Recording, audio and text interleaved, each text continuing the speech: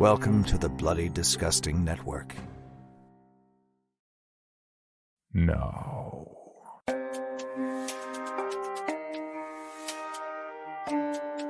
This is Creepy, a podcast dedicated to sharing the most famous, chilling, and disturbing creepypastas and urban legends in the world. Whether these stories truly happened or are simply fabrications is for you to decide. These stories may contain graphic depictions of violence and explicit language. Listener discretion is advised.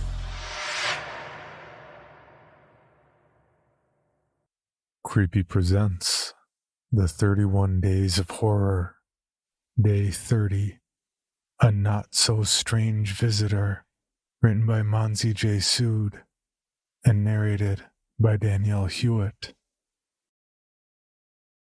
If you were to ask someone what their biggest fear was, most people would say it's the fear of dying. But I'm not afraid of death. I guess this makes me different from most people. No, I'm not some daredevil. I'm not afraid to die, as I know exactly when I will be dying. It won't take me by surprise. I have always known this. I don't know how, and I don't know why. But I know when my time would come. So there was really no point for me to live in fear of death each day. I would simply know when I was going to die. And I had that hunch tonight. I asked myself, where is it that I would like to die? At work or in the comfort of my home? The answer was clear as day. I canceled all my meetings and went home early. In preparation for my last moments on Earth, I removed my favorite and most expensive suit from the cupboard and laid it on my bed. Then I took a long shower, brushed my hair to perfection, and put on the best perfume I've got. I even put on that red lipstick I dreaded so much. And then I put on some music and waited. The mortal body has its needs. Soon I started feeling hungry. I ordered in a nice meal from my favorite restaurant and had it with a pint of beer. Then I uncorked a bottle of wine. Not just any bottle of wine. It was the 2006 Bourgogne Chardonnay, the most expensive wine I owned. As I swirled the wine in my glass and inhaled the rich and fruity aroma, my senses brought me back to those lovely memories of Paris.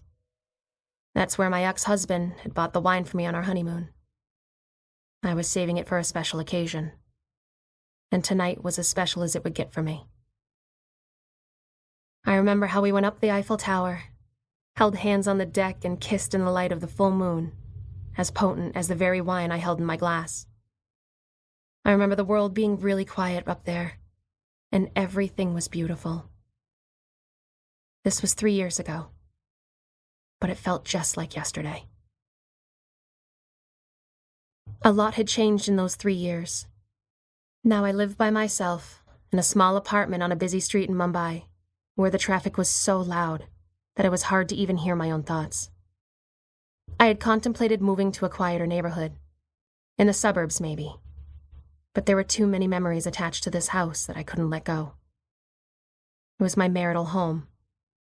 Now death would take me away from here and my struggle would finally be over. I sipped on the wine, closed my eyes and let those images of Paris play in my mind. The street art, the lovers, and the river Seine. The city had a calming effect on me. I finished my first glass, then I waited to hear or see something. But there was nothing except for car horns, the rattling sounds of auto rickshaws, and the heavy downpour that was given at this time of year. A popular soap blared on the TV. Mrs. Powell next door never missed her 10 p.m. TV soap opera. She also lived alone. We hardly spoke. She preferred to keep to herself, as did most people who were my neighbors. I got up to close the balcony door. I saw that all my plants had died. No one had watered them for a long time, obviously. The monsoon had arrived late this year. Now the rainwater was just trying to revive them in vain. It was too late for them. Maybe if the rains had arrived on time, the plants could have been saved. I wondered how long the night would be, or how short. But I had a backup plan. I went to the bathroom and removed the bottle of poison. In case death was late, I knew what I had to do. I sat down on the bathroom floor. I know that it's very dramatic, this waiting for death at night. But I didn't choose the time. None of us do. I'm not sure when I fell asleep. Wine does that to me. When I woke up, it was 3 o'clock in the morning. Maybe death had canceled its plans. Or maybe, just like the monsoon, death was also late. Or it could be that I was already dead, but I didn't know it yet. I looked at my reflection in the mirror. If I was dead, then I wouldn't be able to see myself in the mirror. At least, that's the general belief. Then I opened the tap and splashed my face with water. Another proof that I wasn't dead. Not sure if I was relieved, though. I returned to the living room and stepped out onto the balcony, clutching onto the bottle of poison. Rainwater had puddled under the lamppost. A breeze ruffled the mango tree in the courtyard. A few twigs broke and fell. Except for a drenched street dog that was lying down miserably near the gates, there was not a soul to be seen anywhere. Thunder rumbled in the distance. Did I hear a soft knock at the door? I turned back. And there it was. He was? Death. I wish I could say that death was there in all its glory. But something was amiss. There was none of the bright white light and the sky opening up. Nor was there any winged angel in a white robe extending its hand to carry me gently forward. All that was there in front of me was a silhouette of a man, wearing a hat. A hat? Since when did death become so savvy? It took me some time to come to terms with the fact that instead of a Grim Reaper, there was possibly a Don Juan coming to take me with him to hell. Where else could I possibly go from here? As the man took a step closer, I felt sweat breaking out on my forehead. I wanted to say something, but instead I just stood there with a fixed gaze, unable to move. He came and stood a few inches from me. It had been raining, but he was dry. "Can I have a glass of water, please?" "What?" I said. "I'm your neighbor. Don't you recognize me?"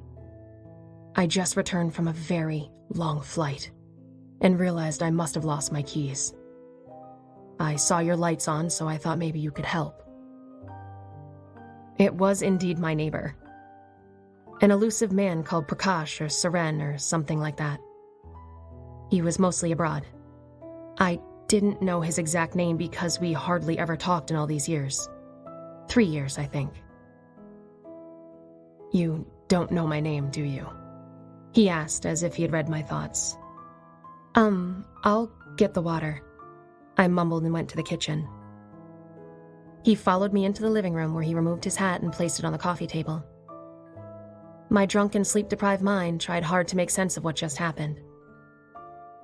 Safe to say that I was very confused. I must also admit that I was a little scared. It is strange indeed.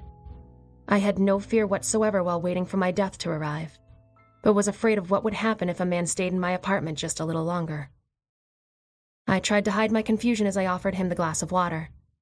He drank it all in one go. "I'm sorry if I disturbed you. I know it's late." He began the conversation again. "It's okay." I cut him off abruptly. "It's just that it's really late." As soon as I'd said those words, I realized that I was just repeating his words. "Right," he said. "I should go now. Thanks for the water. And sorry, once again." He got up to leave. "I'm so exhausted. I flew all the way from France," he continued. I wanted to sit with him and ask him about his trip. Ask him if Paris is as beautiful as I remember it. But it was too late. As soon as he reached the front door, he collapsed on the floor. The poison I had put in his water had started to take its effect. He became motionless. I left him there. That night I slept like a baby. I must have been exhausted from all the waiting.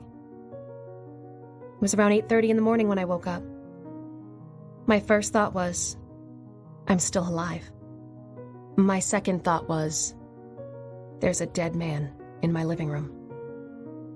I put on my robe and stepped outside, but there was no sign of the dead body or the man who had visited me the night before. I went outside to check his apartment door. It was still locked from the outside. Right then, a cold sensation ran through my body and made me freeze in the doorway. I felt the grip of fear as I realized that there was no suitcase or bag, nor had there been one the previous night. The man told me he was returning from a long flight from France. Then where was his luggage? I went through the events of the night in my head, and surely when that man had walked into my flat, he had nothing in his hands. How is that possible? The only conclusion that I could come to was the events of last night occurred in my dream. It was almost 9 a.m. by now. Since I wasn't dead, I had to be at work soon. Since I was dead sure I was going to die the night before, I hadn't thought up an excuse for being late for work. As I rushed out of the building, I ran into the night watchman who was being relieved of his duties. I asked him about last night's mysterious visitor. He told me he hadn't seen anybody come in at that hour. I wasn't surprised to hear that. Surely the watchman must have been fast asleep on duty like he always was. In the evening, when I returned from work, I saw that my neighbor's door was unlocked. Curiosity got the better of me and I rang the bell. The door was open, so I stepped inside. The scene inside was an unexpected one. Quite a few people had gathered in my neighbor's living room, but my neighbor was nowhere to be seen. Everyone looked solemn, and then I saw an elderly couple sobbing in the corner. Soon enough, a lady around my age stepped forward and asked me if she could help me. I told her that I lived next door. "Oh, then you must have heard. My brother died last night." She almost broke down as she said those words. But how did he die? Did I really poison him? If I did, then where was his body? How did he die? I questioned the lady. "His flight from Paris crashed last night. There were no survivors," she replied. I was at a loss for words. I heard that familiar quietness again, over the cries of the parents who had lost their son. The world around me was spinning so fast, I could hardly catch it. I offered my condolences and left soon after. "Please let me know if you need anything," were my parting words to the bereaved family. As I was leaving, I saw that familiar silhouette, this time in a picture sitting pretty inside a photo frame. It was the same man wearing the same hat. I'm pretty sure that hat had been in my living room less than 24 hours ago, and so had the owner of that hat. If he was dead, then what was he doing in my apartment the night before? Within the safety of my apartment, I collapsed on the sofa, and then I saw it. The same hat, still lying on the coffee table where my neighbor had placed it last night. It all started to make sense. I was waiting for death, and death did pay me a visit. Only it was in the form of a dead man.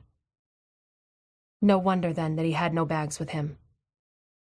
The dead don't carry any baggage.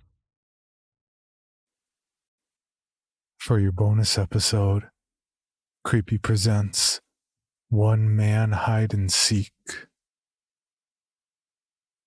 Introduction. The One Man Hide and Seek, aka the One Man Tag, is a ritual for contacting the dead. The spirits, which are wandering restless on earth, are always looking for bodies to possess. In this ritual, you will summon such a spirit by offering it a doll instead of a human body. Warning: if you have psychic abilities, you may feel unwell or be prone to accidents during the ritual. Things you need: 1 stuffed doll. It must have limbs. Rice, enough to stuff the doll full. 1 needle and 1 crimson thread. 1 pair of nail clippers. 1 sharp-edged tool such as a knife, glass shard, or scissors. 1 cup of salt water. Natural salt would be best. A bathroom with a bathtub and some form of a counter. A hiding place, preferably a room purified by incense and a fuda. There must be a TV in there. Preparation.